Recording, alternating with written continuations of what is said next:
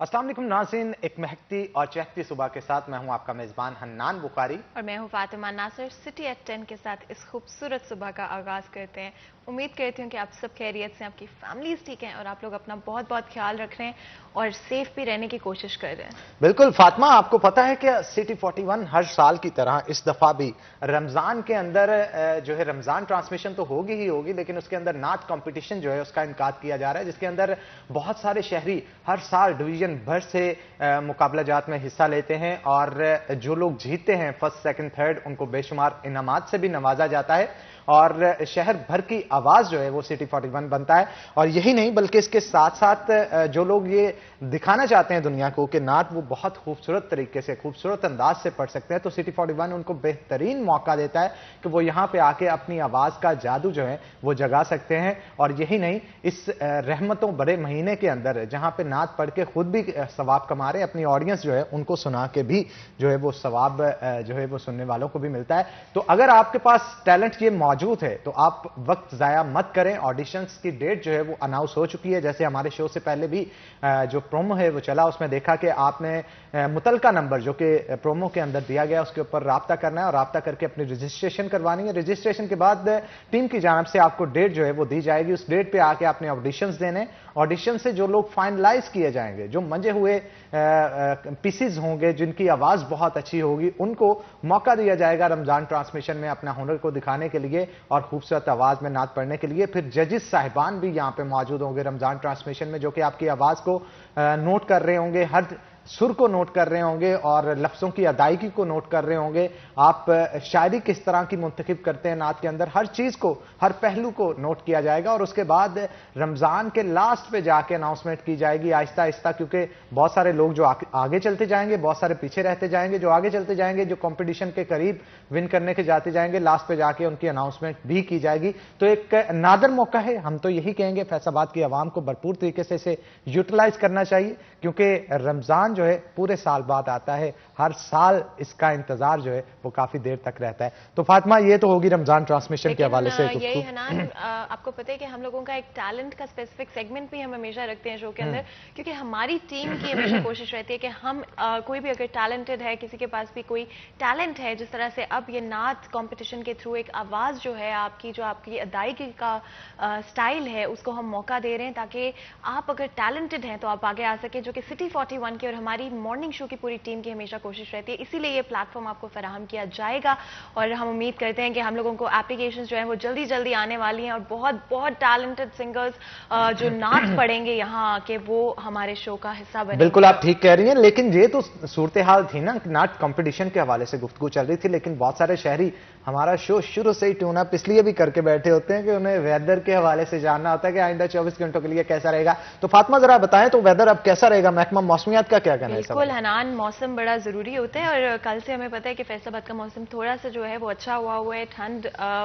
तो मैं नहीं कहूंगी, लेकिन ठंडी हवाएं जरूर जो है वो फैसलाबाद में चल रही हैं और बादल जो है थोड़े बहुत आसमान में छाए होते हैं, इवन तो धूप जो है वो निकलती रहती है। अगर आइंदा 24 घंटे में टेम्परेचर के हवाले से बात करें तो कम से कम जो है वो 15 डिग्रीज सेल्सियस टेम्परेचर रहेगा और ज़्यादा से ज़्यादा जो है 29 डिग्रीज टेम्परेचर रहेगा। उसके अलावा भी अगर बात करें तो बारिश के चांसेस जो हैं 20% हैं, तो उम्मीद करते हैं कि थोड़ी बहुत बारिश जो है, बिकॉज ज़्यादा बारिश उदासी की बात है, लेकिन जो है हैंडल ही नहीं कर पाते हैं, तो बारिश जो है चले थोड़ी बहुत ही एटलीस्ट हम लोगों को देखने को मिल जाए। लेकिन बारिश यहाँ पे बहुत जरूरी थी। उसकी वजह ये थी पिछले दिनों से हवा में ह्यूमिडिटी का लेवल जो है वो बहुत कम था, जिसकी वजह से लोगों के नाक में खून भी आ रहा था। लेकिन अब बारिश जो हुई है उसकी वजह से ह्यूमिडिटी लेवल इंक्रीज किया है और इंक्रीज करने के बाद जहां पे मौसम खुशगवार हुआ है, लोगों की सेहत पे भी मुस्बत असरात पड़ रहे हैं। तो आगे बढ़ते हैं जनाब। जैसा कि रोजाना की बुनियाद पे हम आपको कहते हैं कि आपके अंदर कोई भी टैलेंट मौजूद है तो उसे जाया मत करें, अपने अंदर के फनकार को बाहर निकालें। 30 सेकंड की वीडियो बना के हमें व्हाट्सएप करें उस नंबर पे जो कि आपकी स्क्रीन के ऊपर दिया जा रहा है। हम आपका टैलेंट टीवी के ऊपर दिखाएंगे। यही नहीं बल्कि इसके साथ साथ आपकी बर्थडे की सेलिब्रेशंस यानी आपकी खुशियों के अंदर भी हम शामिल होने को तैयार हैं। तो आज जनाब हमें बर्थडे सेलिब्रेशंस की अरीज हैं जिन्होंने अपनी वीडियो सेलिब्रेशंस की भेजी। Happy birthday to you Areej. मैं उम्मीद करती हूँ कि आपको बहुत बहुत मजा आया। ये जो आपकी बर्थडे सेलिब्रेशन की वीडियो अभी हमने देखी, हमें भी उतना ही मजा आया सिर्फ देखते हुए भी। और मैं आपके लिए बहुत बहुत सारी दुआएं करती हूँ, आपके फ्यूचर के लिए, आपकी आने वाली जिंदगी के लिए बहुत सारी दुआएं आपकी तरफ, हमारी पूरी टीम की तरफ से भेज रही हूँ। तो ये तो थी जी बर्थडे के हवाले से। आपको पता है हमें अच्छा लगता है कि हम आपकी सेलिब्रेशन का हिस्सा बन सकें और ऑडियंस भी जो है आपकी सेलिब्रेशन का हिस्सा बन सके। लेकिन यहाँ पर एक और खबर भी हम ऐड करना चाहेंगे, बिकॉज हम पाकिस्तान का कोई भी टैलेंट हो, कोई भी ऐसा शख्स हो, कोई ऐसी पर्सनालिटी हो जिसकी वजह से पाकिस्तान आज जहां खड़ा है, किसी भी शोबे में और लोग उनकी वजह से आगे आ सकें, तो उनका हम जरूर मेंशन करते हैं। हम बात करें शौकत अली साहब की, जो कि अनफॉर्चुनेटली इंतकाल पा गए लास्ट फ्राइडे को। बहुत अरसे से वो मुब्तला थे लिवर डाइजीज। हमारे साथ ना हो, मैं उम्मीद करती हूँ और दुआ करती हूँ अल्लाह मियाँ से कि उनकी फैमिली को बहुत बहुत हौसला दें और आगे चलते हुए हम कभी भी उनका जो कंट्रीब्यूशन है हमारी म्यूजिक इंडस्ट्री में उसको कभी भुलाएं नहीं और हमेशा उसको साथ लेके चलें। भुला भी नहीं सकते। उसकी वजह यह है कि एक चीज और मुझे देख के बहुत अच्छा इसलिए लगा कि जब कोई गम की घड़ी में आता है इंडस्ट्री के अंदर, तो पूरी की पूरी इंडस्ट्री उसके गम में जो है वो शामिल होने को पहुंच जाती है। हमारे पाकिस्तान भर से बहुत सारी सेलिब्रिटीज हैं जिन्होंने शौकत अली साहब के जाने पे इंतहाई रंज और गम का इजहार किया है। उनका कहना है कि बड़ा लॉस है, क्योंकि मिल्ली नगमे हमारे कौम के लिए एक जोश का जो है वो सबूत होते हैं। और 65 की जंग हो या इसके बाद के मसाइल हों, जो मिल्ली नगमे गाए गए थे, आज भी शौकत अली साहब के मिल्ली नगमे जो गाए गए, साथी हो, मुजाहिद हो, वो जब अब भी सुनते हैं तो बहुत ज्यादा जोश जो है वो जिस्म के अंदर उठता है और एक मुहब्बे वतन की मोहब्बत जो है वो जागती है। तो बहुत हमें तो दुख हुआ है और हम दुआ करेंगे कि अल्लाह ताला शौकत अली साहब को जन्नत में जगह दे। तो मजीद भी गुफ्तगू करेंगे, लेकिन आज हम अपने शहर की जो कोविड की सूरत हाल चल रही है उसके ऊपर भी गुफ्तगू करना चाहेंगे कि लॉकडाउन जो चल रहा है और जो मौजूदा सूरत हाल चल रही है, इसके अंदर इंतजामिया जो है उसका किरदार क्या है, किस तरह से कोविड SOPs को लेकर चल रही है। शादी हॉल्स जो है वो उनको बंद कर दिया गया और इसके साथ साथ जो गली मोहल्लों के अंदर शादियां की जा रही है इस पे भी छापे मारे जा रहे हैं। यही नहीं, रेस्टोरेंट्स हों या दीगर जगहों हों, उन पे जो SOPs हैं मुकम्मल तौर पे लागू करने के लिए बहुत सारी मेहनत जो है इंतजामिया की तरफ से की जा रही है। इस मेहनत पे कितना कामयाब ये हो रहे हैं, कितना नहीं हो रहे, इस मौजू पे आज हमने गुफ्तगू करने के लिए दावत दे रखी है। हमारे साथ रमजान मिर्जा मौजूद होंगे, हमारे सीनियर रिपोर्टर हैं। मिर्जा साहब बहुत बहुत खुशामदीद कहते हैं आपको शो के अंदर। मिर्जा साहब, पहले तो इंतजामिया की जो मौजूदा सूरत हाल है, ये जो NCOC के फैसले आए हैं उसके बाद उनकी कारकर्दगी से मुतमिन है आप? मजमूई तौर पर अगर पाकिस्तान ही की कारकर्दगी को देखा जाए तो आप मुतमिन नजर नहीं आते। फैसलाबाद डिवीजन हो, डिस्ट्रिक्ट हो या इसके साथ किसी एक महकमे की बात कर ले, तो जितने भी हमारे जो थर्ड वर्ल्ड कंट्रीज हैं वहां पर महकमों की कारकर्दगी ऐसी ही नजर आती है। फैसलाबाद की बात कर ली जाए तो कोशिशें काविशें जारी हैं, लेकिन बात यह है कि क्या उसके रिजल्ट्स निकल रहे हैं। तो उसका रिजल्ट ये निकल रहा है कि NCOC के फैसलों की रोशनी में जो फैसलाबाद में लॉकडाउन की इंप्लीमेंटेशन की गई थी उसमें अब ये है कि वो रेशो मरीजों की जो कि 15% से गुज़िश्ता दिनों में ज़्यादा नज़र आ रही थी, अब उसमें थोड़ी कमी वाक़ई हुई है और अब ये 15% से थोड़ा नीचे जा रहे हैं हम आहिस्ता आहिस्ता, और ये जो ट्रेंड जो है वो डाउनवर्ड जा रहा है। लेकिन अब आने वाले दिनों में रमज़ान बाज़ार होंगे, ईद की शॉपिंग होगी और इसी तरह की कुछ और एक्टिविटीज़ भी हमें नज़र आएंगी, सहरो अफ्तार पार्टीज़ भी होंगी। गो कि हुकूमत की जानिब से इसके ऊपर बड़ा वाज़ेह मौक़िफ़ है कि इनको जो है वो कम से कम किया जा सके, इज्तिमात को रोका जा सके। यहाँ तक कि जो मजहबी इज्तिमात होते हैं वहाँ पर भी, तो उसमें एक बार फिर जो महकमा सेहत है और ज़िला इंतज़ामिया है उन्हें इम्कान ये नज़र आ रहा है, ख़दशा ही नज़र आ रहा है कि एक बार फिर ट्रेंड जो है वो अपवर्ड जाएगा। और जिस तरह गुज़िश्ता साल ये हुआ था कि ईद से चंद रोज़ कबल लॉकडाउन में नरमी लाई गई थी और आप अनारकली हो या बानो मार्केट या इससे मुहिका बाज़ार डिकलसपुरा हो, वहाँ पर हकीकत में ऐसा नज़र आ रहा था कि तिल धरने की जगह नहीं थी। और मीडिया हाउसेज ने मजमूई तौर पर जो पाकिस्तान भर में मुख्तलिफ जगहों पर शॉपिंग हुई उसके ऊपर रिपोर्ट्स भी बनाई कि गुर्बत के मारे अफराद का ये हाल है कि ये आलम है कि इतने अरब रुपए की शॉपिंग की गई। तो सारे फैक्टर्स अभी साथ साथ हैं। अगर रमज़ानुल मुबारक के दौरान शहरियों ने थोड़ी सी एहतियात नहीं की और वो पाबंदी जो कि हुकूमत पंजाब की जानिब से, ज़िला इंतज़ामिया फैसलाबाद की जानिब से लगाई गई है कि अभी भी शादियां जो हैं उनको रोका जा रहा है, उन्हें तंबीह की जा रही है कई एक जगहों से अफराद को गिरफ्तार भी किया है। और गुज़िश्ता रोज़ की खबर ये थी कि इंतज़ामिया ने ये प्लान किया है कि अगर फिर भी लोग बाज नहीं आएंगे तो धूला को भी गिरफ्तार किया जा सकता है। तो इस तरह की जो है वो कोशिशें जारी हैं कि शहरी जो हैं वो अपना जो सोशल इंटरेक्शन है उसको कम से कम करें। शादी के ऊपर किसी को एतराज़ नहीं, लेकिन एतराज़ है तो बड़े इज्तिमात पे, और उस इज्तिमात में जब आप मास्क भी नहीं लगाते। खुशतौर पर डिप्टी कमिश्नर फैसलाबाद कह रहे थे कि ख़वातीन तो बिल्कुल मास्क लगाना पसंद नहीं करती, क्योंकि जब वो सूरत हाल ऐसी होती है कि अगर वो मेकअप किया हुआ है तो आप उसके बाद मास्क लगा लें तो किस तरह का वो फायदा भी नहीं मेकअप का। अच्छा मिर्जा साहब, क्या मास्क ना लगाने पे जो शहर के अंदर लोग मास्क के बगैर घूम रहे हैं, इन पे अब जवाज है? इंतजामिया के पास ये पावर है कि इन पे FIR कट कर सकते? जी, अल्टीमेटली जब एक्ट है पीडो एक्ट, जिसके तहत इंतजामिया जो है उसके पास हक है कि वो इनके खिलाफ कार्रवाई करे। अब तक कितनी FIR हुई है फैसलाबाद? अभी तक मजमूई तौर पर फैसलाबाद में मास्क पे नहीं, ओवरऑल कोई 140+ FIR जो हैं वो हुई हैं, जिसमें कुछ मास्क ना लगाने पे है, कुछ एक दो मुकामात पर जो जवान थे वो स्नोकर या बिलियर्ड खेल रहे थे तो एक ही जगह पे उनकी बड़ी तादाद इकट्ठी थी।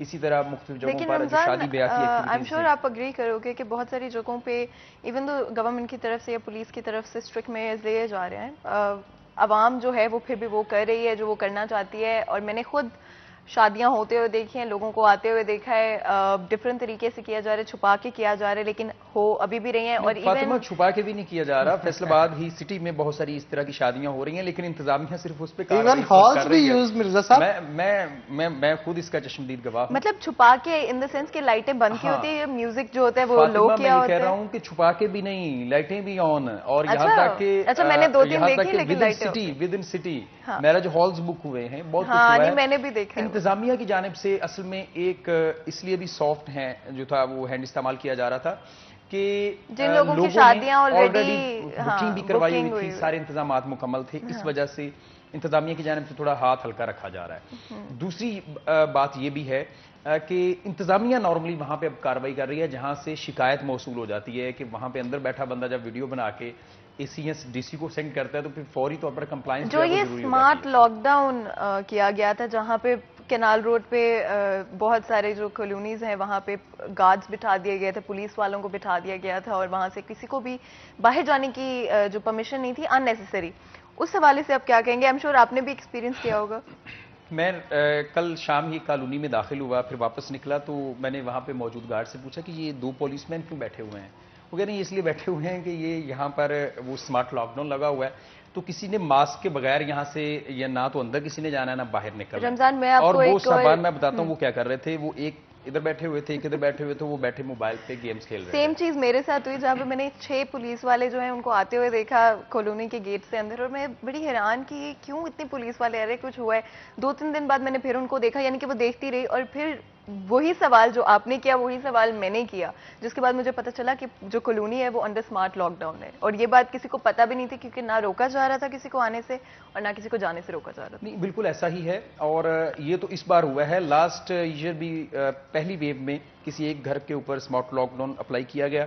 हम वहां पे मौके पे पहुंचे कि शायद कोई भारी नफरी होगी, कोई महकमा माल के ऑफिसर वहां पे बैठे होंगे, लेकिन हुआ ये कि वहां पर सूरत हाल जो थी वो मुख्तलिफ थी। लेकिन मौजूदा सूरत हाल में अगर देखा जाए नाज़िन, तो कम वसाइल को इस्तेमाल करते हुए जो है वो बड़ी मुश्किल से इंतज़ामिया जो है वो तमाम तर वसाइल बरूए कार लाते हुए मामलात को हल करने की कोशिश कर रही है। लेकिन अलबत्ता अब ये मामलात किस तरफ जाएंगे किस तरफ नहीं जाएंगे ये तो फ्यूचर बताएगा। लेकिन हम यहाँ पे एक छोटी सी ब्रेक लेंगे, ब्रेक के बाद दोबारा हाजिर होंगे, कहीं मत जाइएगा, हमारे साथ रहिएगा।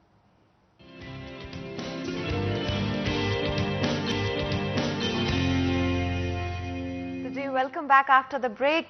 प्रोग्राम को कंटिन्यू करते हैं। जाने से पहले रमजान मिर्जा जो कि हमारे सीनियर रिपोर्टर हैं उनसे गुफ्तगू कर रहे थे लॉकडाउन के हवाले से, किस तरह से जो है हम लोग जब भी हमें इंतजामिया की तरफ से कहा भी जाता है, गवर्नमेंट की तरफ से भी कहा जाता है कि जी प्लीज एहतियात कर लें, फॉर सम रीजन हम लोग बात को समझने में ना बहुत सारा टाइम लगा देते, उसी पे गुफ्तगू चल रही थी।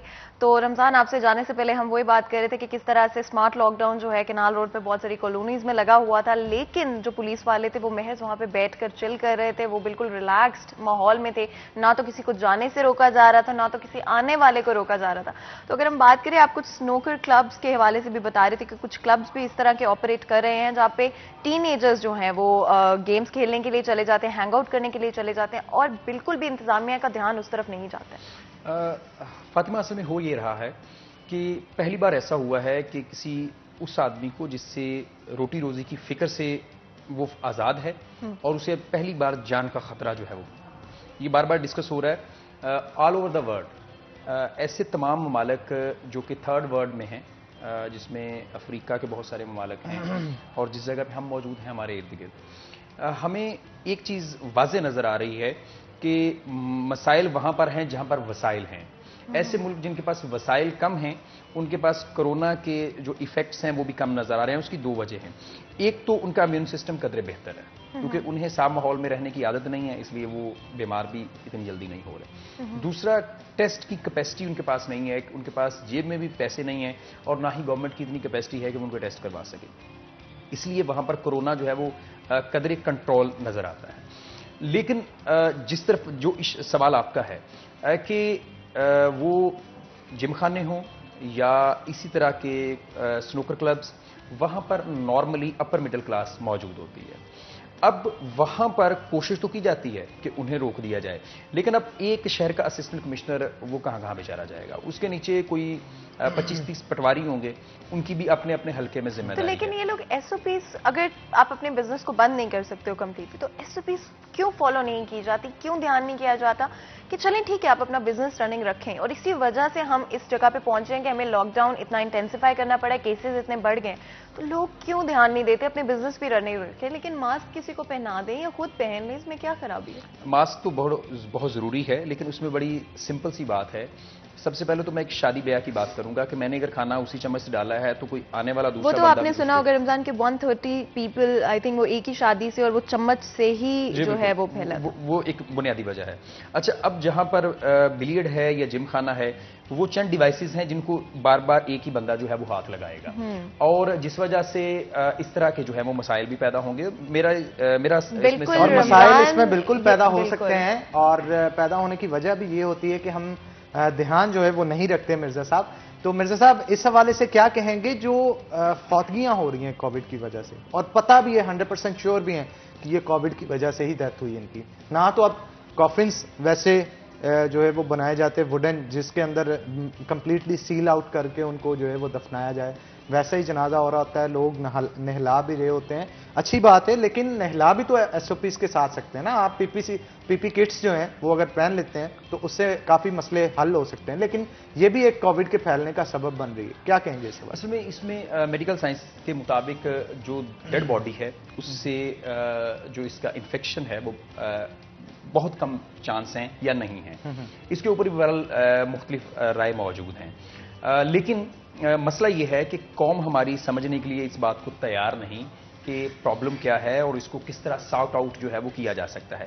सबसे अहम बात यह है कि किसी को जिंदगी की फिक्र नहीं है अभी, और पहली वेव में जिस तरह लोग खौफजदा थे और हमने देखा कि लोग एहतजाज पे उतरे हुए थे कि फैसलाबाद में ज़ायरीन को क्यों लाया जा रहा है, वो कि वो हमारे भाई हैं, इंतजामिया की जानिब से भी इंतजाम किए जा रहे थे, लेकिन विद इन सिटी जब ज़रई यूनिवर्सिटी में ये पहला डिसीजन हुआ और हमने न्यूज़ ब्रेक की, सिटी 41 ने इस मामले को उठाया और चैम्बर ऑफ कॉमर्स आ गया और फैसलाबाद के दीगर जो स्टेक होल्डर हैं उन्होंने इसके ऊपर आवाज उठाई, तो फैसला ये हुआ है कि चलें मिर्जा साहब इस पे मजीद भी गुफ्तगू करेंगे, क्योंकि एसओपीज के हवाले से गुफ्तगू कर रहे हैं। तो ब्रेक के बाद हमें डिप्टी कमिश्नर फैसलाबाद ज्वाइन करेंगे मोहम्मद अली, उनसे गुफ्तगू करेंगे कि एसओपीज किस तरह से इंप्लीमेंटेशन फैसलाबाद शहर के अंदर इसके अंदर करवाई जा रही है, तो इस पर मजीद गुफ्तगू करेंगे, लेकिन एक छोटी सी ब्रेक के बाद। तो हम ब्रेक ले रहे हैं, कहीं मत जाइएगा, हमारे साथ रहिएगा।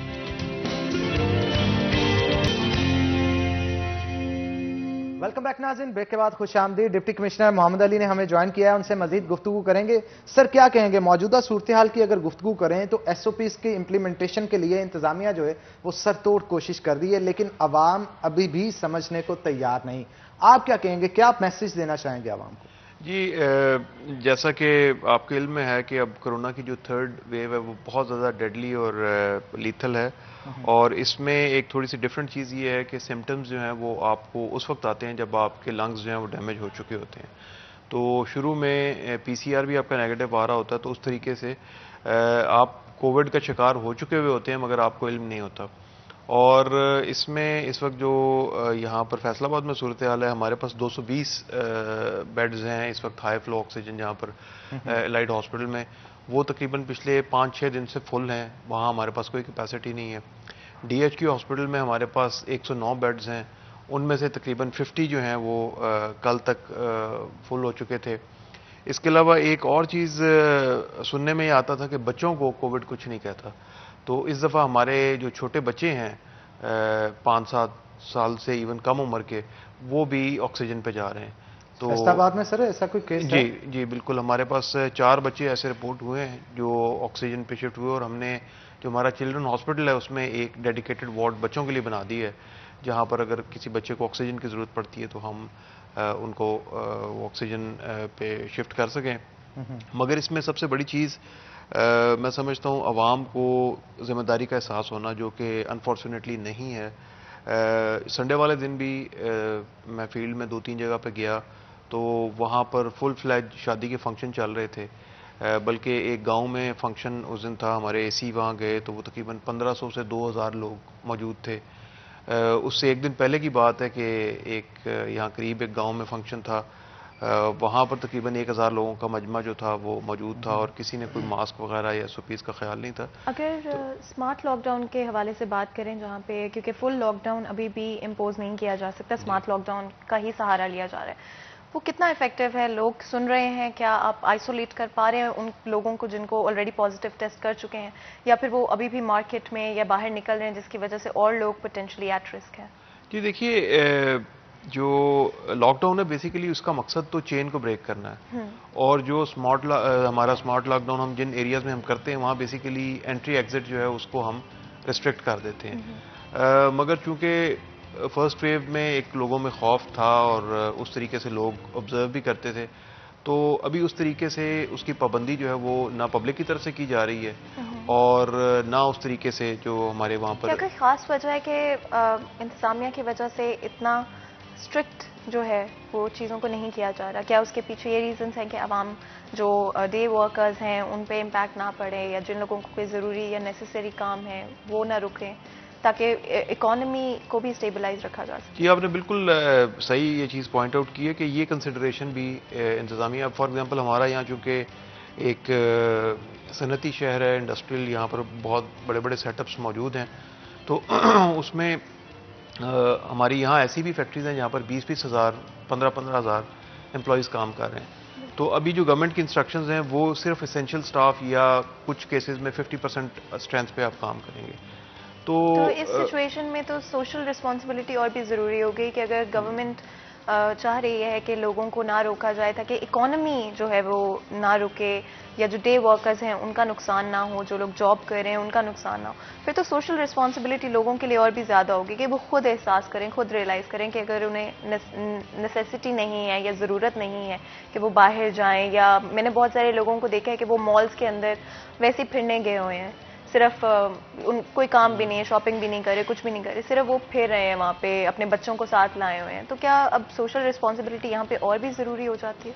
ये बिल्कुल देखिए, जो सिविलाइज्ड माशरा होता है या यहाँ पर जिम्मेदार शहरी होते हैं उनको अव्वल तो बताने की ज़रूरत नहीं पड़ती, बट ये कि अगर मीडिया पे या वैसे गवर्नमेंट की तरफ से कोई इंस्ट्रक्शंस आती हैं तो वो उसको ओन करते हुए उस पर ज़ाहिर है ख़ुद भी अमल करते हैं, दूसरों को भी करवाते हैं। हमारे यहाँ सूरत हाल ज़रा मुख्तलिफ है। आप जो ये अभी इंडस्ट्रियल यूनिट्स की बात करी थी, इसमें हमारे पास जो यहाँ पर मुख्तलिफ इंडस्ट्रियल यूनिट्स में जिस तरह मैं आपको बता रहा हूँ 10,000 प्लस वाले जो हैं, वहाँ पर हमने ये देखा कि उन फैक्ट्रीज़ के अंदर SOPs को फॉलो किया जा रहा है, और अगर हम उन लोगों को कट डाउन करते हैं, वहाँ से ले ऑफ करते हैं 15 दिन के लिए या जब तक लॉकडाउन है, तो मेरे ख्याल वो बाहर आके ज़्यादा वायलेशन करेंगे और ज़्यादा स्प्रेड का हिस्सा बनेंगे एज़ कम्पेयर टू अभी उनके घर पे इनकम भी आ रही है, और वो थोड़ा सा एक हमें एक उस तरीके से। और जो लोग मास्क नहीं पहन रहे हैं पब्लिक प्लेसेस में, उनकी पनिशमेंट देखी हम सब ने, और काफ़ी अच्छा तरीका था उनको रियलाइज़ करवाने का इनिशियल पीरियड में। तो अगर वो नहीं सुनते हैं फिर भी आगे चलते हुए और कंटिन्यू करते हैं कि वो मास्क के बगैर पब्लिक प्लेसेस में फिर रहे हैं, तो क्या दोबारा से यही पनिशमेंट दी जाएगी या इस दफा जो है वो सीधा? जी देखिए, पनिशमेंट तो जो है वो पहले हम लोगों ने फ्री मास्क डिस्ट्रीब्यूट किए, उसके बाद फिर हमने लोगों को सिंबॉलिक एक लाइन में खड़ा करके थोड़ी देर के लिए, अब हम थोड़ा सा अरेस्ट और FIRs की तरफ आ रहे हैं। मगर ये पनिशमेंट शरीफ आदमी के लिए होती है, जिस बंदे को एहसास नहीं है उसका फिर आप क्या कर सकते हैं।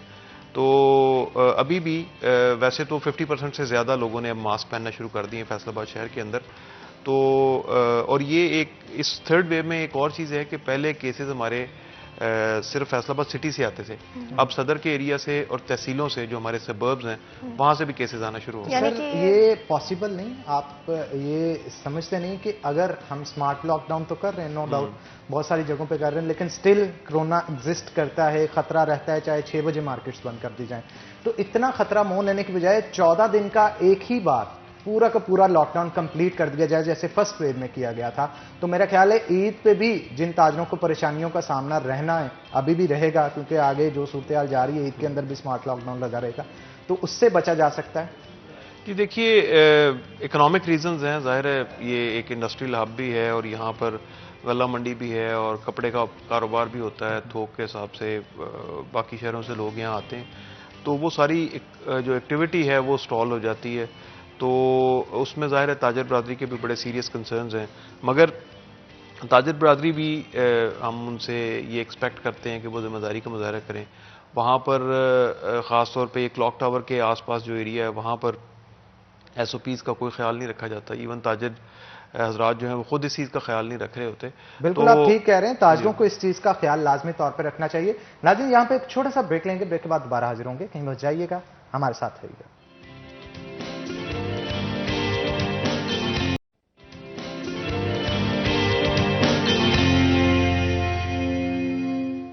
वेलकम बैक नाज़रीन, ब्रेक के बाद खुशामदीद। जैसा कि ब्रेक से पहले हमारे साथ डिप्टी कमिश्नर मोहम्मद अली मौजूद थे, कोविड SOPs के ऊपर गुफ्तगू हो रही थी कि शहर के अंदर इसकी इंप्लीमेंटेशन किस तरह से की जाए।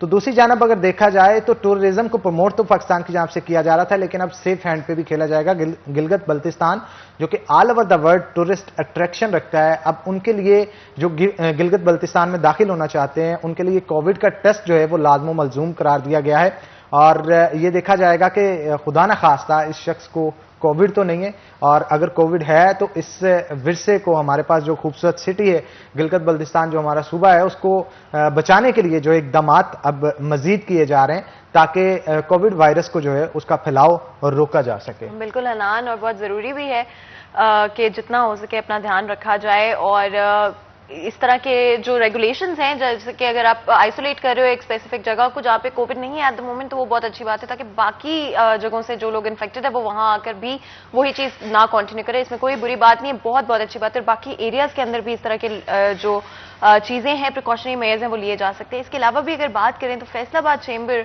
ऑफ कॉमर्स एंड इंडस्ट्री की तरफ से एक डेलीगेशन जो है एट द मोमेंट टर्की भेजी गई है।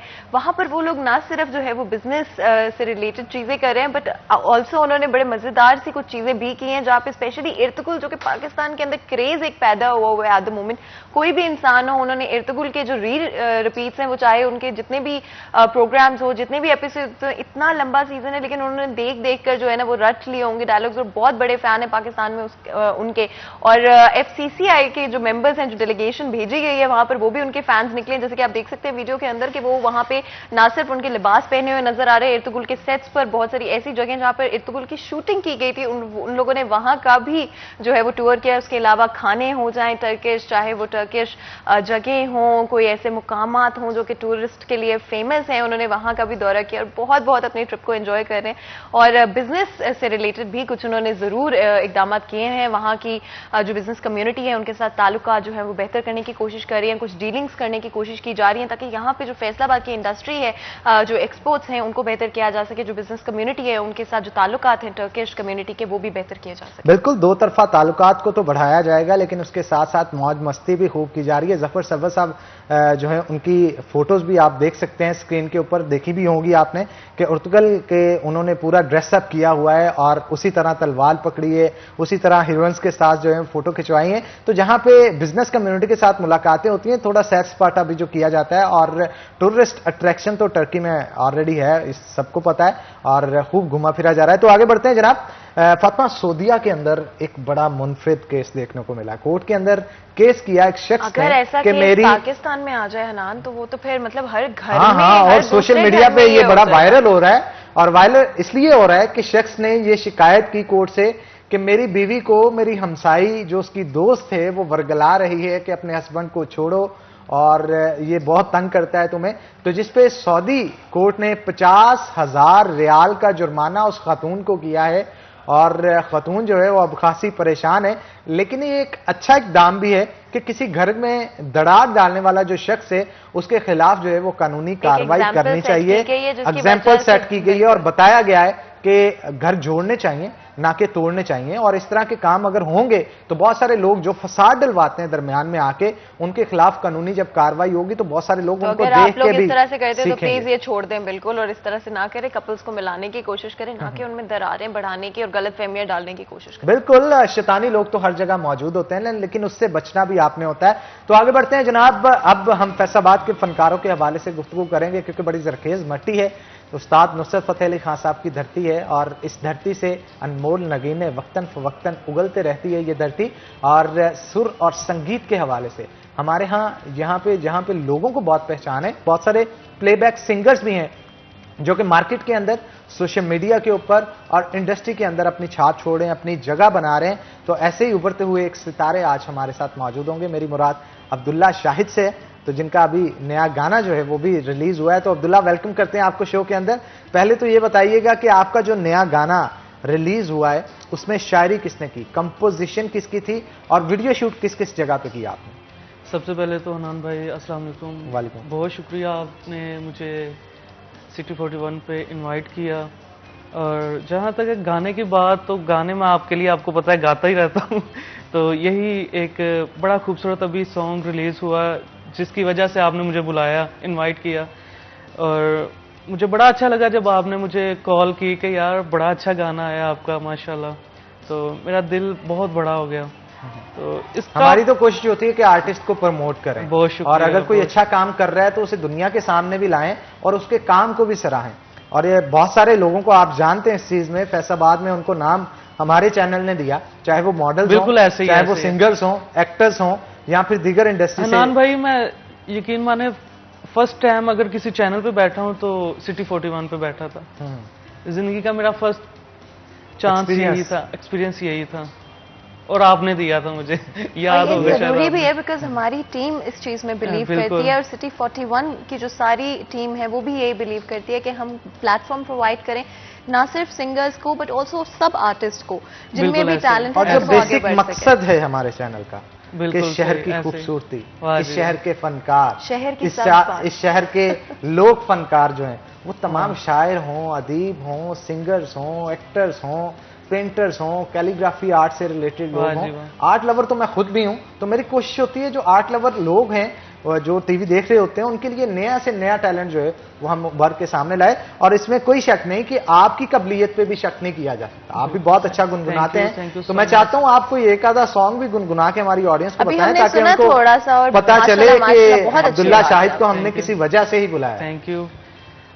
अभी जो प्यार हो गया सॉन्ग वो तो अभी बाद में सुनाऊंगा। उससे पहले एक हमारे बड़े प्यारे सिंगर हैं आतिफ असलम, उनका एक सॉन्ग मुझे बड़ा अच्छा लगता है, तो वो आप जी जी, सबको श्योर सुनाता हूँ।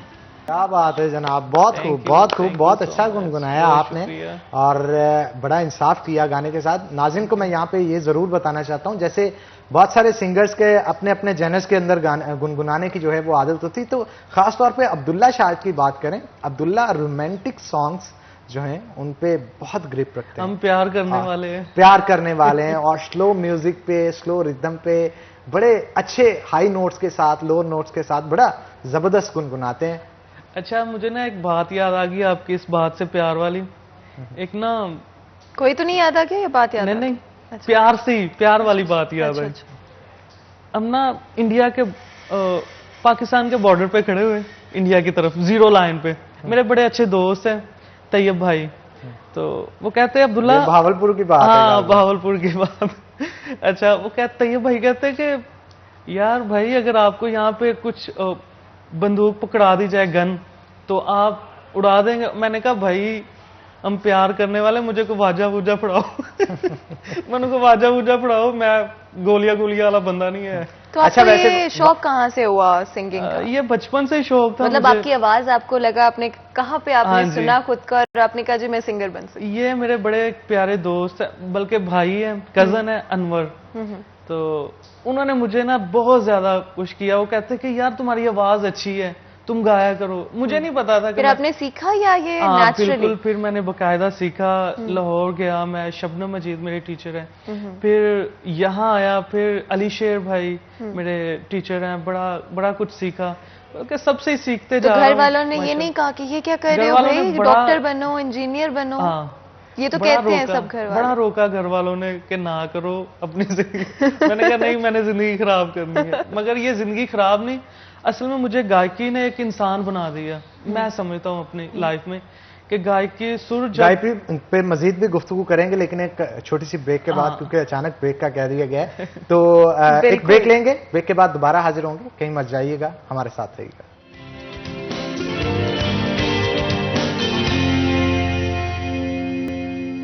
वेलकम बैक नाज़रीन, ब्रेक के बाद खुश आमदीद। अब्दुल्ला शाहिद हमारे साथ मौजूद हैं, तो इनकी मौजूदगी का भरपूर फायदा उठाते हैं और इनकी जादुई आवाज के अंदर कोई एक आधा मजीद सॉन्ग जो है इनसे सुनते हैं। तो अब्दुल्ला क्या सुना रहे हैं आप? मैं सज्जाद अली का एक बड़ा खूबसूरत सॉन्ग है, आप सबका ही फेवरेट है, जी जी, तो मैं वो सुनाऊंगा। बहुत खूब, बहुत खूब जनाब। आसिम अजहर पे भी काफी ग्रिप पे आपकी, उसके भी सॉन्ग काफी अच्छे होते हैं, आप वो भी हाँ, अक्सर बिल्कुल। गुनगुनाते होते हैं, हमारी जो बैठकें होती हैं उसके अंदर। तो मैं चाहता हूँ आसिम अजहर को भी आप गुनगुना के जरा थोड़ा सा सुनाए, ताकि सुनने वाली हमारी ऑडियंस महसूस हो सके उससे। बात है जनाब, Thank ये you. सॉन्ग स्पेशली डेडिकेट करते हैं हमारे प्रोड्यूसर है सैफ। तो सैफ, आपकी फरमाइश पे ये गाना जो है सैफ हमने भाई, चलवाया सैफ था, भाई आपके तो लिए सैफ भाई के था, लिए जैसा कोई भी था। दो चार लफ्ज। जैसा भी था आप कबूल कीजिएगा। दोबारा फिर मैं सुनाता हूँ, मुझे पता नहीं था सैफ भाई का। नहीं, अब आप कोई और सुना दें जो आप सुनाना चाहते हैं सैफ भाई के लिए। अच्छा, सैफ भाई, मुझे सैफ भाई का पता नहीं असल में कैसे सॉन्ग उनको पसंद है। ऐसे ही पसंद थे, इसलिए हाँ। मैंने आपको अच्छा, कहा था। अच्छा। तो आप दो लफ्ज इसके कोई हाँ, सुनाना कोई दो चाहें? लाइनें जो आप सुनाना चाहें। बहुत खूब। Thank you. अच्छा, मुझे ये बताएं कि बहुत सारे सिंगर्स जो प्रोफेशनली भी गुनगुना रहे हो, बिल्कुल। किसी ना किसी को ऑब्जर्व जरूर करते हैं और उस जैसा गुनगुनाने की कोशिश हाँ, करते बिल्कुल। हैं। आप किसे ऑब्जर्व करके सीखते थे? मैं सज्जाद अली को और राहत फतेह अली खान को। राहत फतेह अली ये खान। मेरे अगर आप आइडल किसी रहे को अपना और- मेंटर कहें तो वो कौन होगा? मैं आइडल, मेंटर, आइडल, जिसकी अच्छा। तरह आप बनना चाहते हैं। मैं हाँ, इस पे जरूर गुफ्तगू करेंगे, लेकिन जो आपने गाना गुनगुनाया है अभी जो रिसेंटली रिलीज हुआ है, तो मैं प्रोड्यूसर साहब से गुजारिश करूंगा कि वो ट्रैक प्ले करें और आप अपनी आवाज के अंदर हमें वो गाना जो है वो बिल्कुल। गुनगुना के सुनाएं। तो प्रोड्यूसर साहब, आप काइंडली ट्रैक प्ले करें और आप जनाब हमें वो गाना गुनगुना के जरूर। बहुत खूब जनाब, बहुत खूब, क्या बहुत बात खूब। है, क्या बात। अब्दुल्ला, इसकी वीडियोग्राफी कहाँ पे शूट की आपने? वीडियोग्राफी इसकी इस्लामाबाद शूट हुआ है। ये गाना एक सैदपुर गांव है, तो वहाँ पे ये शूट हुआ। इसके शायर बड़े अच्छे माशाल्लाह, आसिम ने लिख के माशाल्लाह 4 चांद लगा दिए, प्यार कर दिया सबको। तो इस गाने के पीछे आपका कॉन्सेप्ट क्या था? आपने क्या सोचा या क्या थिंकिंग थी? स्टोरी लाइन क्या है इस गाने की? मैं सिर्फ इस गाने के जरिए लोगों के दिलों में प्यार मोहब्बत बढ़ाना चाहता हूँ। मेरा यही एक शुरू से ही रहा है कि मैं सॉफ्ट कि गाने गाता जितना हूँ। भी आप सोसाइटी के अंदर जो है जैसा कि बेहतरीन आप है। सबको पता है कि मेरा लहजा ही सॉफ्ट है और मैं सॉफ्ट ऐसे ही गाने गाता हूँ और प्यार का पैगाम ही देना चाहता हूँ बस सबको। बिल्कुल। मिलजुल और के। वीडियो के बिल्कुल, हवाले इस पे से बात मजीद करें। गुफ्तगू करेंगे, लेकिन एक छोटी सी ब्रेक के बाद। तो नाज़रीन, जहाँ पे ब्रेक लेंगे, ब्रेक के बाद दोबारा हाजिर होंगे, लेकिन जाने से पहले बहुत शुक्रिया अब्दुल्ला आपका शो में आने के लिए। इसी के साथ नाज़रीन, एक ब्रेक लेंगे, ब्रेक के बाद दोबारा हाजिर होते हैं। कहीं मत जाइएगा, हमारे साथ रहिएगा।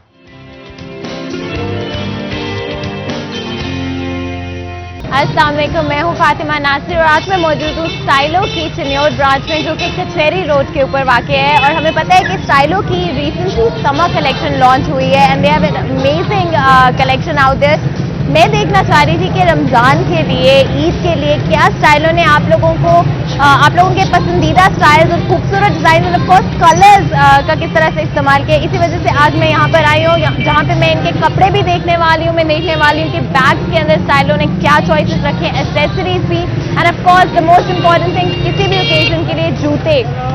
तो मैं सारा कुछ चेकआउट करने वाली हूँ और आप लोगों के लिए देखने वाली हूँ कि आपकी शॉपिंग ज्यादा से ज्यादा आसान हो जाए आज।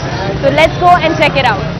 स्टाइलो पाकिस्तान में खवातीन का सबसे बड़ा ब्रांच है। पाकिस्तान के 70 शहरों में स्टाइलो की 150 ब्रांचेस मौजूद है। स्टाइलो ने पाकिस्तान की खवातीन के लिए दिल लुभाने वाले और खूबसूरत डिजाइन मुतारिफ करवाए, इसमें shoes, bags, accessories, perfume, Stylo kids और फ्रेटवेयर शामिल है। इस गर्मी के मौसम में स्टाइलो अपने मुअज़्ज़ज़ सारिफीन के लिए खूबसूरत और रंग बिरंगी रेंज पेश कर रहा है। स्टाइलो से खरीदें गर्मियों के मुकम्मल वैरायटी के शूज। जल्दी करें, अपने करीबी स्टाइलो से खूबसूरत कलेक्शन खरीद। तो जी, स्टाइलो की सबसे अच्छी बात तो यही है कि they have all kinds of shoes in so many different varieties. यहाँ पे आप देख सकते हैं कि ये मैं चप्पल वाले सेक्शन में खड़ी हूँ। हर कोई पाकिस्तानी लड़की जानती है कि हमारा go to for every occasion chappals ही होते हैं जब आप कंफर्टेबल रहना चाहते हो, because being comfortable is really key to looking good. इसी वजह से स्टाइलो की इस रेंज के अंदर आपको डिफरेंट वैरायटी के शूज मिल रहे हैं, आपको डिफरेंट कलर्स मिल रहे हैं, इवन कुछ फैंसी शूज भी हैं इनके पास। इसके अलावा कुछ इस तरह के भी है कि look wise they look like a bit of sandals, लेकिन असल में वो चप्पल्स ही हैं। इसके अलावा कुछ बिल्कुल कैजुअल शूज भी मौजूद हैं जो कि आप अपनी डेली रूटीन के अंदर डेली एरेंड्स रन करते हुए आप यूज कर सकेंगे। तो जी, स्टाइलो की सबसे अच्छी बात तो यही है कि उनके पास ना सिर्फ फैंसी बल्कि रियली कैजुअल शूज भी मौजूद हैं। यहाँ पर आप देख सकते हैं कि इनका चप्पल सेक्शन है। हर पाकिस्तानी लड़की जानती है कि chappals are a must have in summers. Summers के लिए ना सिर्फ आपको कंफर्ट मिलता है चप्पल्स के अंदर, बट ऑल्सो स्टाइल भी मिलता है। डिफरेंट ओकेजन्स के लिए आप इस्तेमाल कर सकते हैं। स्टाइलो के पास डिफरेंट कलर्स भी मौजूद हैं। सेमी फैंसी शूज भी हैं जो कि आप डिफरेंट ओकेजन्स के ऊपर यूज कर सकते हैं। अफ्तारी, स्पेशली रमजान भी आने वाला है, उसके अलावा ईद भी आ रही है, तो चप्पल्स उन लोगों के लिए बहुत प्रेफरेबल रहेंगी जो कि कंफर्ट भी प्रेफर करते हैं स्टाइल के साथ साथ। तो यहाँ पे कलर्स भी मौजूद हैं डिफरेंट तरह के, कुछ कैजुअल जूते भी हैं और काफ़ी इंटरेस्टिंग डिज़ाइन हैं स्टाइलो के पास डेफिनेटली इस समर के लिए। तो आप ट्राई ज़रूर करें, आकर देखें ज़रूर कि स्टाइलो के पास किस तरह के सैंडल्स और चप्पल्स मौजूद हैं। ना सिर्फ ये चीज़ कि स्टाइलो के पास different colours, different variety, different range मौजूद है, बट इसके अलावा इनके पास कुछ वेरी यूनिक डिज़ाइन है। ऐसे डिज़ाइन मैंने मार्केट के अंदर यूजुअली नहीं देखे हैं कहीं और आजकल जो कुर्ता स्टाइल ड्रेसेस हम लोग इस्तेमाल कर रहे हैं समर्स के लिए स्पेशली, उनको देखते हुए ये शूज़ बहुत अच्छे लगेंगे उन ड्रेसेस के साथ। इसके अलावा कलर चॉइसेस भी आपको बहुत सारी मिल रही हैं, डिफरेंट डिज़ाइन आपको मिल रहे हैं। हमें पता है कि ये जो ट्रांसपेरेंट स्ट्राइप आप देख रहे हैं ये बहुत इन है आजकल, और स्टाइलो ने अपने शूज के अंदर इनकॉर्पोरेट किया है ऑल द ट्रेंडिंग डिजाइन। इस वजह से ये इतने ट्रेंडी और लेटेस्ट लग रहे हैं। और आजकल जो कुर्ताज एंड ड्रेसेस चल रहे हैं, जो पार्टी वेयर चल रहे हैं, उसको देखते हुए ये बहुत ही जरूरी है कि स्टाइलो ने अपने शूज के अंदर इनकॉर्पोरेट किया है इन सारी नई चीजों को, which is so interesting to see. इसके अलावा हील शूज भी आप जानते हैं कि कुछ लोग प्रेफर करते हैं कि वो थोड़े से हील शूज पहने, तो स्टाइलो ने अपनी रेंज के अंदर ऐसी चप्पल्स भी रखी हैं जो कि थोड़ी सी हील्ड हैं उन लोगों के लिए जो कि हर ओकेजन के ऊपर हील को प्रेफर जरूर करते हैं। इसको देखते हुए इन्होंने कुछ कैजुअल डिजाइन भी रखे हैं, कुछ ट्रेंडी डिजाइन हैं। हर किसी की डिफरेंट वाइब होती है, डिफरेंट कपड़ों के साथ, डिफरेंट ओकेजन के साथ, डिफरेंट जगहों पर डिफरेंट चीजें अच्छी लगती है। और यही देखते हुए स्टाइलो ने अपनी रेंज के अंदर हर तरह की चीज को इनकॉर्पोरेट किया हुआ है। इवन कुछ लेपर्ड प्रिंट्स भी मुझे नीचे नजर आ रहे हैं, तो उन लोगों के लिए जो कि प्रिंटेड डिजाइन बहुत पसंद करते हैं उनके लिए काफी अच्छा रहेगा। या अगर आप प्लेन कुर्ता जो प्लेन स्टाइल के साथ जा रहे हैं इस समय, तो आप ये शूज जरूर ट्राई कर सकते हैं। अपने ड्रेसेस के साथ इनको मिक्स एंड मैच आप कर सकते हैं। Sandals, of course, are a very necessary thing to have in any girl's, any woman's closet. वही देखते हुए स्टाइलो ने अपनी रेंज के अंदर इस चीज़ का खास ख्याल रखा है कि वो हर किसी की नीड्स को मीट कर सके। Different colours, different design, leather design भी हैं इनके पास। कुछ लेपर्ड प्रिंट्स भी मुझे नजर आ रहे हैं। प्रिंट्स आर सो कॉम्प्लिकेटेड कि उनको सही तरह से इस्तेमाल करना चाहे जूते और कपड़ों के अंदर बड़ा मुश्किल होता है, but Stylo has done an amazing job. उसके अलावा कुछ प्लेन डिजाइन भी हैं। हमें पता है कि metallic stuff is so in right now, यानी कि मेटालिक नेल कलर्स हो, मेटालिक शूज हो, मेटालिक हील्स हो, वही देखते हुए स्टाइलो ने अपने डिजाइन के अंदर मेटालिक लुक भी रखी है, which is so amazing and unique to have. Stylo is really offering all there is to see this summer. आप देख सकते हैं कि मेरे साइड पर जो शूज मौजूद हैं, there are bit more fancy, a bit more traditional, लेकिन एट द सेम टाइम उन्होंने फैशन का बहुत ख्याल रखा है। उन्होंने आपकी ज़रूरत का और आपके ओकेजन्स को माइंड में रखते हुए इन शूज़ पर काम किया है। यहाँ पे सबसे पहले तो सैंडल्स हैं जो कि काफ़ी फैंसी स्टाइल में नज़र आ रहे हैं। स्टोन वर्क बहुत ही नफीस इन शूज़ के ऊपर किया हुआ है। कलर चॉइसेस मुझे बहुत अच्छी लग रही हैं, बिकॉज हमें पता है कि रोज गोल्ड इज समथिंग जो कि आजकल हर कोई अपनी वार्डरोब में देखना चाहता है, वो चाहे फिर कपड़ों में हो, चाहे अपनी ज्वेलरी के अंदर हो। तो स्टाइलो ने उस चीज़ को दिमाग में रखते हुए रोज गोल्ड का इस्तेमाल भी किया है। There is a lot of stone work इन जूतों के ऊपर, एंड ऑफ कोर्स आप देख सकते हैं कि कुछ फ्लैट शूज भी हैं, बिकॉज बहुत सारे लोग चाहे फैंसी ओकेजन्स ही क्यों ना हो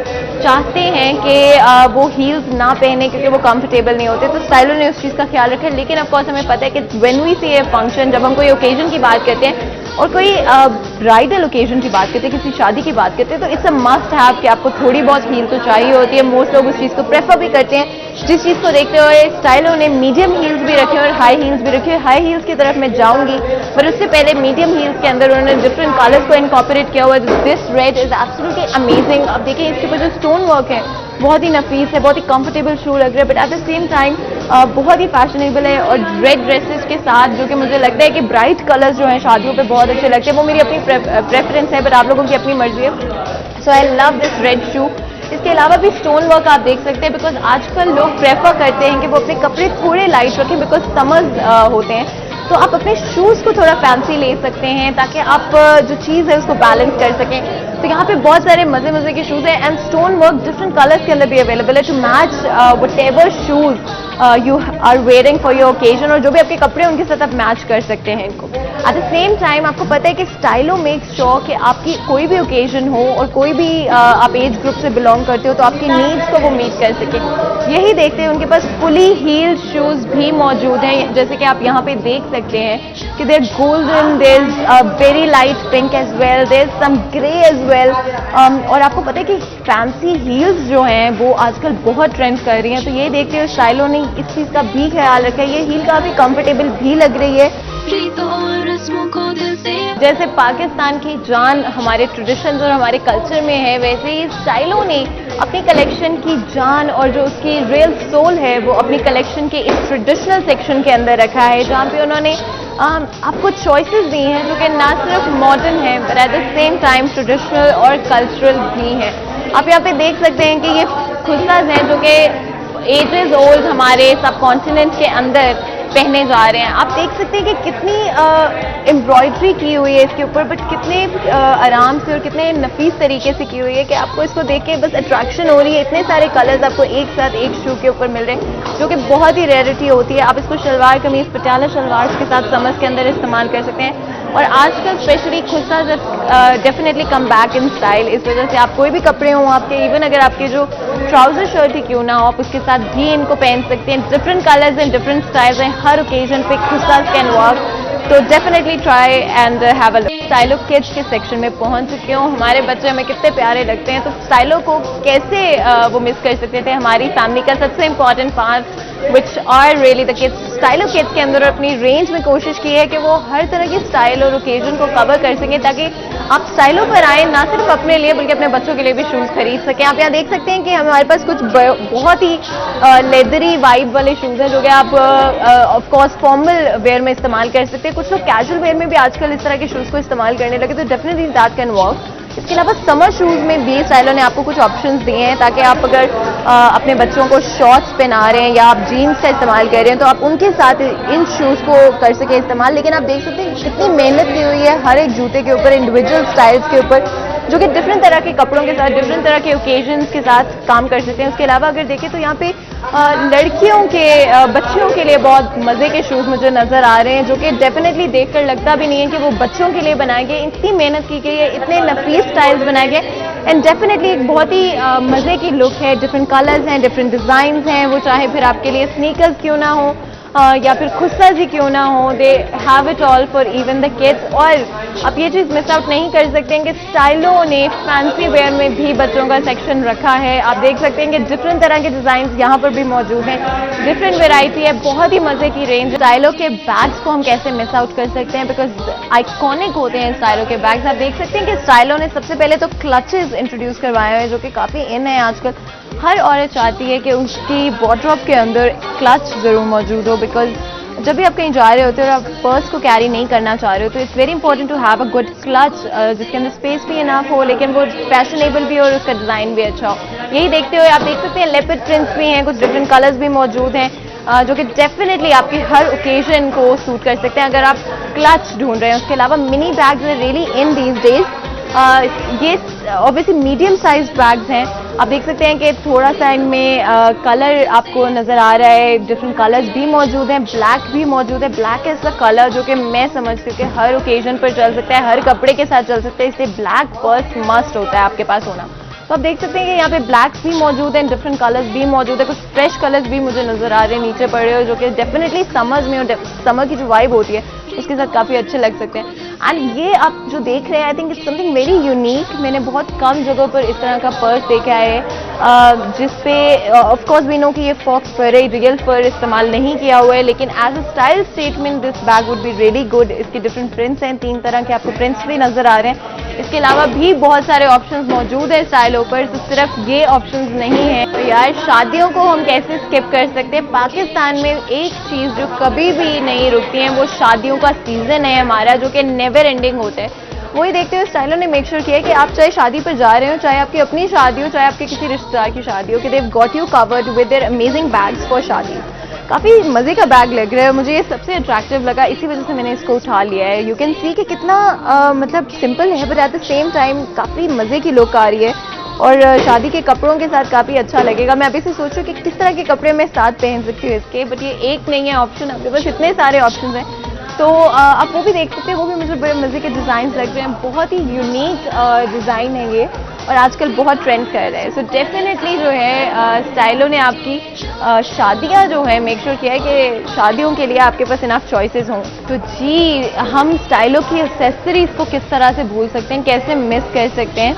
आपको पता है कि स्टाइलों ने अपनी ज्वेलरी सेक्शन के अंदर कुछ फैंसी ऑप्शंस भी रखे होते हैं और मेक श्योर किया होता है कि जो डेली वेयर होता है, जो आपका कैजुअल वेयर होता है, उसके साथ भी उन्होंने कुछ ऑप्शंस आपको दिए हो। लेकिन जो स्पेशली इनका ये जो फैंसी वेयर का सेक्शन है वो मुझे बहुत मज़े का लग रहा है। बहुत ही अट्रैक्टिव डिज़ाइन हैं जो कि ऑलमोस्ट अगर आप देखें तो आपको पता भी नहीं चलेगा कि ये जो है गोल्ड सेट्स नहीं है, लेकिन इतना अच्छी तरह से उनको बनाया हुआ है जो कि ब्राइडल्स भी जो है ब्राइडल वेयर के साथ भी इवेंट चलाया जा सकता है। तो चाहे आप शादी अटेंड कर रहे हो या आप चाहे मेहमान हो, चाहे आप दुल्हन की तरफ से हो, चाहे दूल्हे की तरफ से हो, आपको डेफिनेटली यहाँ पे कोई ना कोई ऑप्शंस अपनी पसंद के मिल ही जाएंगे। और ये सिल्वर भी आप देख सकते हैं, बहुत ही मजे का डिज़ाइन है, तो आप डेफिनेटली ट्राई करें स्टाइलों पर आकर। इनकी ज्वेलरी और एक्सेसरीज में और भी बहुत सारी चीज़ें इंक्लूडेड। स्टाइलों की प्रेड कलेक्शन रिसेंटली ऐड की गई है उनके स्टोर्स के अंदर और मैं बड़ी एक्साइटेड थी जब मुझे ये अपॉर्चुनिटी मिली कि मैं जाके देख सकती हूँ आप लोगों के लिए कि क्या स्टाइलों की प्रेड क्वालिटी जो प्रेड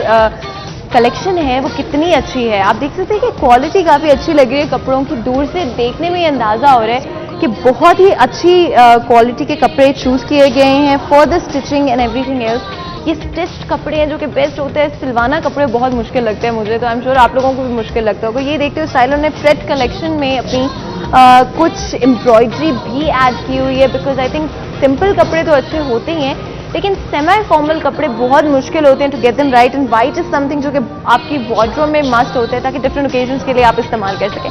तो यही देखते हुए ये this is one of the best pieces जो मुझे इस शॉप के अंदर लगा। इसके अलावा इन्होंने सिर्फ कुर्ताज नहीं रखे हैं बल्कि मेक श्योर किया कि 3 पीस सूट्स भी इनके पास है जिनके साथ दुपट्टा भी होता है, जैसे फैंसी आपकी फैंसी रिक्वायरमेंट वाली कोई आपकी ओकेजन्स हैं तो उस पर आप इस्तेमाल कर सकें, फिर वो शादियाँ हो जाए, इफ्तारियाँ हो जाए, ईद हो जाए आपकी, तो आप डेफिनेटली स्टाइलों की कलेक्शन से कुछ ना कुछ तो ढूंढ ही लेंगे अपने लिए ईद के लिए भी, बिकॉज मुझे ऑलरेडी बहुत सारी चीज़ें अच्छी लग रही हैं जो कि मैं सोच रही हूँ कि बस मैं जल्दी से खरीद लूँ। एंड ऑफकोर्स सिंपल और बेसिक जो है आपकी डेली वेयर के अंदर बहुत जरूरी होते हैं, वही देखते हुए स्टाइलों की बेसिक वेयर कलेक्शन के अंदर I have love this kurta जो कि बहुत ही प्लेन है, बहुत ही सिंपल है, बटन डिटेल्स हैं जो कि आपको पता है कि आजकल बहुत ही इन है, बहुत ही ट्रेंड कर रही हैं। तो यानी कि स्टाइलों ने मेक श्योर किया है कि कोई भी ओकेजन हो आप आराम से स्टाइलों आएँ और अपनी टेंशन सारी जो है स्टाइलों के ऊपर डाल दें और यहाँ से जो आपको अच्छा लगता है वो खरीदें।